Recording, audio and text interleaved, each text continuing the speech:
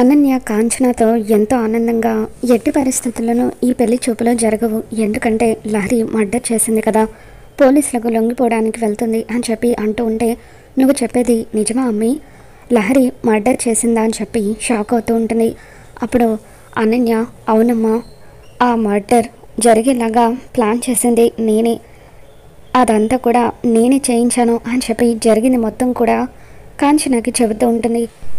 Lahari లొంగిపోవడానికి police స్టేషన్కి వెళ్ళింది కాబట్టి పెళ్లి వాళ్ళు వచ్చే టైంకి ఇంట్లో ఉండదు. అలా ఆనంద భైరవి పరువు పోతుంది.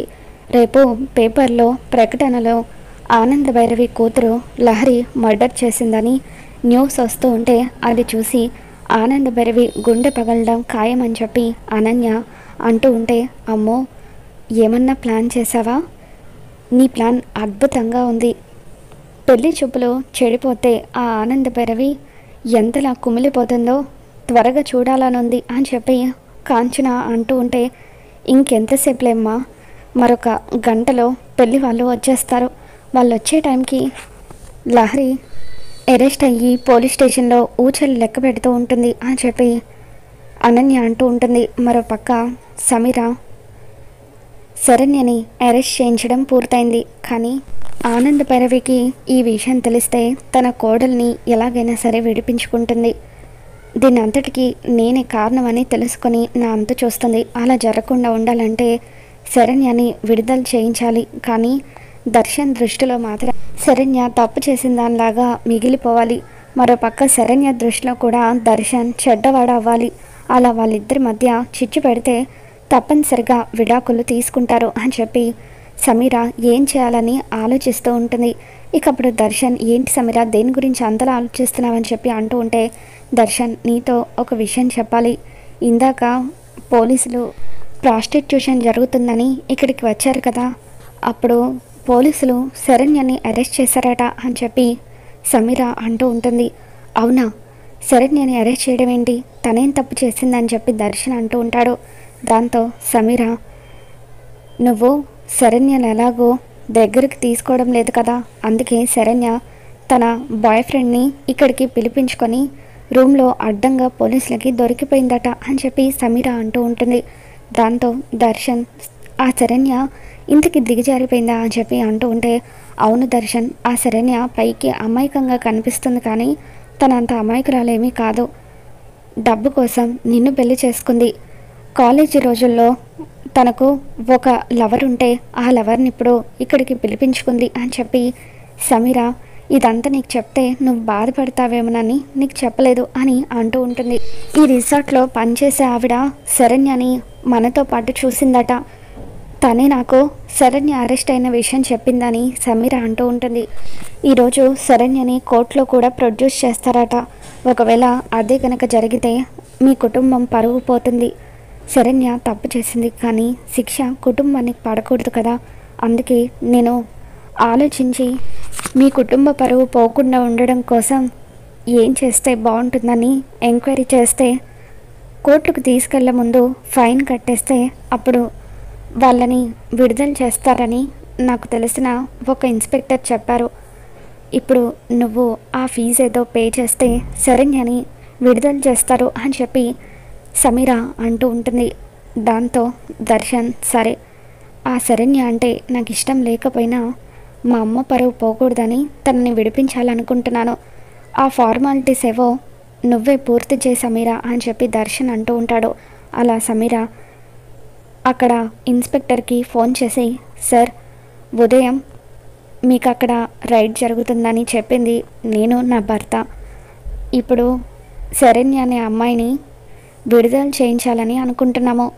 తనని కోర్టుకు తీసుకువెళ్తున్నారు కదా, ఆ ఫైన్ అంతా మేమే కట్టేస్తాము, దయచేసి తనని వదిలేయండి సార్ అని చెప్పి సమీర అంటూ ఉంటుంది. సరే, ఇది మొదటి తప్పుగా క్షమించి ఆ అమ్మాయిని వదిలేస్తాము, మీరు 50,000 క్యాష్ని పెనాల్టీగా పే చేయండి అని చెప్పి ఇన్స్పెక్టర్ అంటూ ఉంటే, థ్యాంక్ యూ సార్ అని చెప్పి సమీర ఫోన్ పెట్టేస్తుంది. తర్వాత తనకు తెలిసిన ఒక లాయర్ని స్టేషన్కి పంపించి దర్శన్ పేరు మీద పెనాల్టీ కట్టిస్తుంది. మరోపక్క స్టేషన్లో ఉన్న కొంతమంది ఆడవాళ్లను శరణ్యని కోర్టుకు తీసుకువెళ్ళాలని చెప్పి సంతకం చేయమని అంటూ ఉంటారు. అక్కడున్న ఆడవాళ్ళు సంతకం చేశాక శరణ్య మాత్రం ఆలోచిస్తూ ఉంటుంది. ఏంటమ్మా ఏం ఆలోచిస్తున్నావు, సంతకం చేయని కానిస్టేబుల్ అంటూ ఉంటే శరణ్య కంగారు పడుతూ ఉంటుంది. ఇంతలో ఆ కానిస్టేబుల్కి ఫోన్ వస్తుంది. ఇక ఫోన్ రాగానే ఓకే సార్ అంటూ ఫోన్ పెట్టేసి, అమ్మ నువ్వు సంతకం చేయాల్సిన అవసరం లేదు, అక్కడ ప్రాస్టిట్యూషన్ జరుగుతుందని ఎవరైతే మాకు ఫోన్ చేసి చెప్పారో వాళ్ళు నిన్ను విడుదల చేయమంటున్నారు. నువ్వు పెద్ద కుటుంబానికి చెందిన దానివట కదా, అందుకే మీ పరువు కాపాడడానికి విడుదల చేయిస్తున్నారు, ఫీజు కూడా కట్టేశారట అని చెప్పి అంటూ ఉంటే, ఎవరు ఇదంతా చేయించింది మేడం అని చెప్పి శరణ్య అడుగుతూ ఉంటుంది. ఎవరో దర్శన్ అంట, అతను ఇదంతా చేశాడు అని చెప్పి ఆ కానిస్టేబుల్ అనగానే శరణ్య ఒక్కసారిగా షాక్ అవుతూ ఉంటుంది. లేదో దర్శన్ గారు ఖచ్చితంగా ఇటువంటి పని చేయరు, ఎందుకంటే అత్తగారి పెంపకంలో పెరిగిన దర్శన్ గారు ఇటువంటి నీచానికి ఒడిగట్టరు అని చెప్పి శరణ్య బాధగా పోలీస్ స్టేషన్లో నుండి బయటకు వస్తూ ఉంటే అప్పుడు లహరి లొంగిపోవడం కోసం అని చెప్పి లోపలికి వస్తూ ఉంటుంది. లహరిని చూడగానే శరణ్య పక్కకు లాక్కి వెళ్ళి, ఇదేంటి నువ్వు ఇక్కడికి ఎందుకు వచ్చావు, ఈరోజు నీకు పెళ్లి చూపులు కదా అని అంటూ ఉంటే, వదిన నాకు చాలా భయంగా ఉంది, నేను లొంగిపోవడానికి వచ్చాను అని అంటూ ఉంటే, నువ్వేం చేస్తున్నావో నీకు అర్థమవుతుందా, ఇప్పుడు కనుక నువ్వు లొంగిపోతే అత్తయ్య గారి పరువు పోతుంది, వెంటనే ఇక్కడి నుండి వెళ్ళాలి పద అంటూ శరణ్య లహరిని తీసుకొని పక్కకు వస్తుంది. ఇక వెంటనే లహరి కోసం అని చెప్పి క్యాబ్ బుక్ చేసి, చూడు లహరి నువ్వెప్పుడు కూడా ఇక ఈ విషయం గురించి ఆలోచించద్దు, హ్యాపీగా ఈరోజు పెళ్లి చూపుల్లో కూర్చో, నువ్వు కనుక పెళ్లి చూపుల్లో లేకపోతే అత్తయ్య గారి పరువు పోతుంది, ఏం జరిగినా సరే నేను చూసుకుంటాను, అసలు ఆ మర్డర్కి నీకు ఎటువంటి సంబంధం లేదనుకో అని చెప్పి శరణ్య లహరికి నచ్చజెప్పి ఇంటికి పంపించేస్తుంది. మరో పక్క శరణ్య రిసార్ట్కి తిరిగి వస్తుంది. అప్పుడు దర్శన్ శరణ్యని చూడగానే మండిపడుతూ, ఛీ ఇన్ని రోజులు నువ్వు మంచిదానివేమో, నేనే నిన్ను అపార్థం చేసుకొని బాధ పెడుతున్నానేమోనని ఏదో ఒక మూలన నీ మీద నాకు జాలుండేది, కానీ ఈ రోజుతో అది కూడా పోయింది, అసలు నీది ఇంత నీచమైన క్యారెక్టర్ అని తెలిసిన తర్వాత నీ మెడలో తాళి కట్టినందుకు నాకు అసహ్యంగా ఉంది అని దర్శన్ అంటూ ఉంటాడు. ఏమండి దయచేసి నన్ను అపార్థం చేసుకోకండి, ఇదంతా ఈ సమీర ఆడిన నాటకం, అసలు అతను ఎవరో నాకు తెలీదు, అతను నా గదిలోకి ఎలా వచ్చాడో కూడా తెలీదు, నేను చెప్పేది నిజమండి, మా అమ్మ మీద ప్రమాణం చేసి చెప్తున్నాను అని శరణ్య అంటూ ఉంటుంది. దొరికిపోయిన తర్వాత అందరూ ఇలాగే మాట్లాడతారో, ఇక్కడే ఉంటే ఇంకా ఎన్ని చూడాల్సి వస్తుందో, నేను వెంటనే ఇంటికి బయలుదేరి వెళ్తాను అని దర్శన్ అంటూ ఉంటే, ఏమండి నేను కూడా వస్తాను అని చెప్పి శరణ్య అంటూ ఉంటుంది. ఇక దర్శన్ ఎంతో ఆవేశంగా గదిలోకి వెళ్ళి తన లగేజ్ అంతా కూడా ప్యాక్ చేసుకుంటూ ఉంటాడు. శరణ్య ఏడుస్తూ ఉంటే అప్పుడు సమీర శరణ్యతో, ఎలా ఉంది నేను ఇచ్చిన ట్విస్ట్ అని చెప్పి అంటూ ఉంటే శరణ్య ఒక్కసారిగా తన కాలికున్న చెప్పు తీసి సమీర చెంప పగలగొడుతుంది. ఛీ నువ్వు అసలు ఆడదానివేనా, ఇంత నీచానికి ఒడిగట్టి నా భర్త నన్ను అసహించుకునేలాగా చేస్తూ నువ్వు ఏం సాధించాలనుకుంటున్నావు, నువ్వు కూడా ఒక ఆడదానివే కదా, ఒక ఆడదాని క్యారెక్టర్ మీద ఇలా నింద వేయడానికి నీకు సిగ్గుగా అనిపించడం లేదా అని చెప్పి శరణ్య సమీర మీద మండిపడుతూ ఉంటుంది. చూడు నువ్వు ఎన్ని పిచ్చి పిచ్చి ప్రయత్నాలు చేసినా కూడా నా భర్తని నన్ను ఎప్పటికీ విడదీయలేవు, ఆయన నా మెడలో కట్టిన ఈ తాళి మీద ప్రమాణం చేసి చెప్తున్నాను, నేను చనిపోయేంత వరకు దర్శన్ గారి వెంటే ఉంటాను, దర్శన్ గారిని ఆరాధిస్తూనే ఉంటాను అని చెప్పి శరణ్య సమీరకి బుద్ధి చెప్తూ, నువ్వు ఎన్ని ప్రయత్నాలు చేసుకుంటావో చేసుకో, ఆయనను నా నుండి ఎప్పటికీ విడదీయలేవు అని చెప్పి శరణ్య సమీరకి బుద్ధి చెప్తుంది.